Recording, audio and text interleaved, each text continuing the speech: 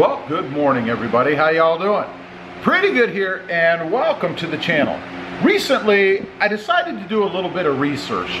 You know, you hear a lot about the reliability of the Tacoma, right? So I thought, is it really that reliable? I don't know. It's what everybody says, right?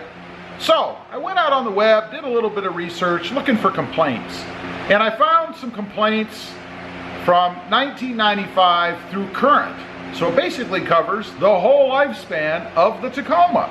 Now, I'm not going to go through every complaint for all those years because that would, quite frankly, be pretty boring, I think. So, I will tell you that the two biggest or the two worst years for the Toyota Tacoma are 2009 and 2016, with 2016 having the worst record. So, we're going to look at 2016, and then I want to look at 2018 and 2019 so far, just to kind of get an idea.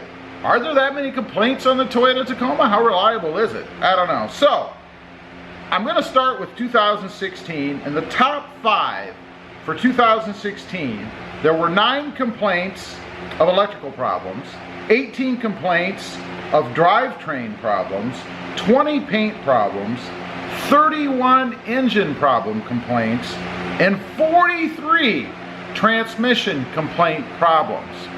Everybody complains about the transmission in the current years, I guess, of the Tacoma, so that's not that surprising, I suppose. So then I wanted to break that down a little bit. You know, what encompasses all of that stuff? And I'm only going to look at the transmission problems because there were 43 complaints. That's the highest. There was 1 vibration complaint at highway speeds, 1 transmission slipping complaint, 3 lax power complaints. I don't know that that's really a transmission problem, unless you get into the gearing maybe, I don't know. There were 3 howling noises. So apparently some people, instead of having horses in their truck, had some dogs in there, and they were howling. I don't know. There were 4 lurching complaints, and I guess that's probably when you shift into drive and go and you get that lurch. I experienced that in a couple of F-150s I had, so I'm familiar with that. There were 6 rough shifting complaints, 12 delayed engagement of drive. Now I would kind of link that up with the lurching thing. You know, you shift into drive, there's a delay, and then you go in. I would kind of think that's pretty much in the same ballpark, but it was a separate category. 13 hesitation or hard shift complaints. And that makes up the biggest category for 2016. Again, 43 transmission problem complaints. So what about a little bit more recent? You know, I have the 2018 up here, and I'm going to go over just the top 5 complaints that there were. There were a few others, but it gets very sparse, and you know, that could just be people. I don't know. So, there was 1 electrical problem. They say that the cruise control is too aggressive. So I guess that would mean it either engages too firmly or unengages or disengages too firmly. I don't know. There was 1 brake problem. They said that it shuddered or vibrated. 1 body paint problem, rust.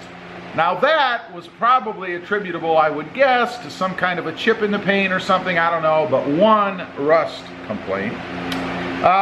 There was 1 interior accessory complaint, saying that the radio changes volume randomly. Now, interestingly, I have seen this a few times in comments and things and forums and stuff on the web, that people asking, hey, does your radio ever change volume?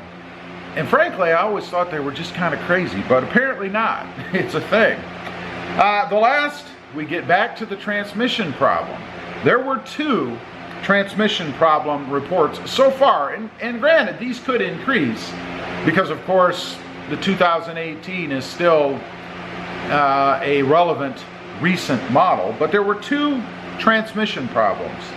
They say that the clutch sticks in cold weather.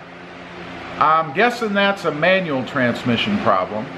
and that there is a whining noise. Now, interestingly enough, because I have heard numerous complaints about the transmission and its shift points, that it doesn't go into 6th gear, that it doesn't go into 5th gear, that it just stays in 4th. You can never get it up, and it's always hunting for gears. Interestingly, there were no complaints about that. I don't know. Maybe it's just a forum thing. I don't know. So, what about 2019? Now, the 2019 hasn't been out that long, so we're not going to have tons of issues yet or reported yet. But I'm going to go over the top 4 in this case, because beyond that, there really weren't any. There was one transmission problem reported. Someone stated that the transmission is jumpy. That might relate to its hunting for gears, I'm guessing, maybe not. Next is body paint, or body or paint, I should say. And this was excessive wind noise. My guess is there's probably a piece of trim or something in the front, you know, one of those little plastic molding pieces or whatever that's catching some wind. I don't know. Could even be the windshield wipers. Hard to tell. There were 2 electrical problems reported. One, the engine wouldn't turn over, so it wouldn't start. You know, that's a drag. And secondly, and this one is hilariously funny to me, this is a major Toyota problem. Rodents chewing wires. How is that inherent to the truck? I don't know. I would say that you probably ought to call a pest control guy. Whoever would have thought if you were having truck problems, you could call a pest control guy and it would be fixed. I don't know, but they were complaining about rodents chewing the wires. In all seriousness, I do hear of this occasionally. I had an Audi a couple of years ago, and they use a plant or vegetable-based plastic or sheathing or something, organic I should say, over the wiring, and the mice love that.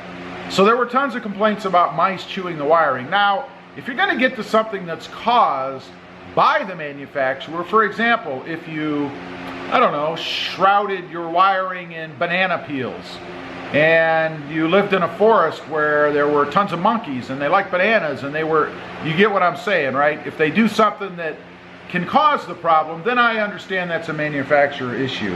In this case, rodents chewing the wiring, one complaint.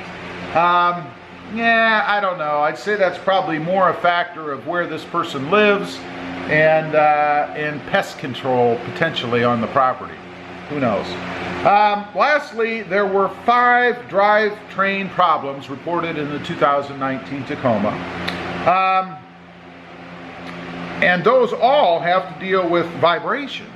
A low speed vibration, so when you're just kind of cruising along at a low speed, you get a vibrating feel in the truck, in the drivetrain. And then a low speed vibration on deceleration. That to me sounds probably more like a transmission issue, maybe. I don't know. But a low speed vibration on deceleration.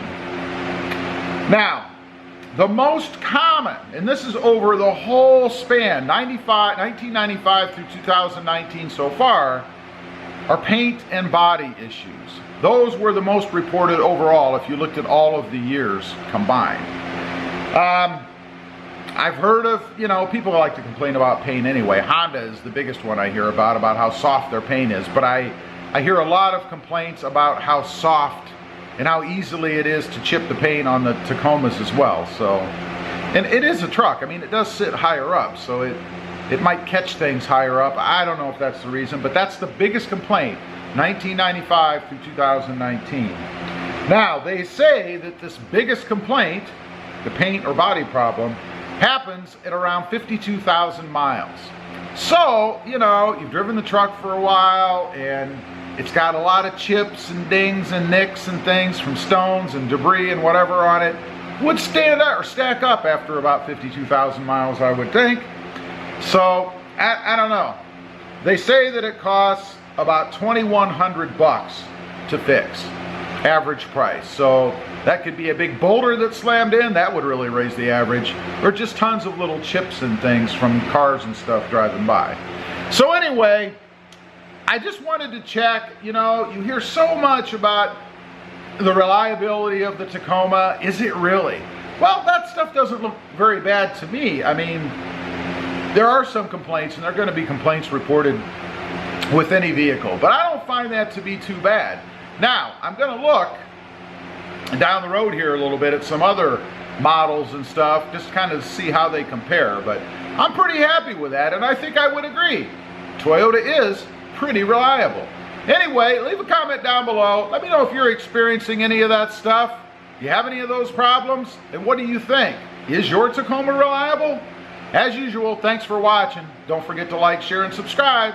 And we'll see you next time on the web. Have a great day. Bye.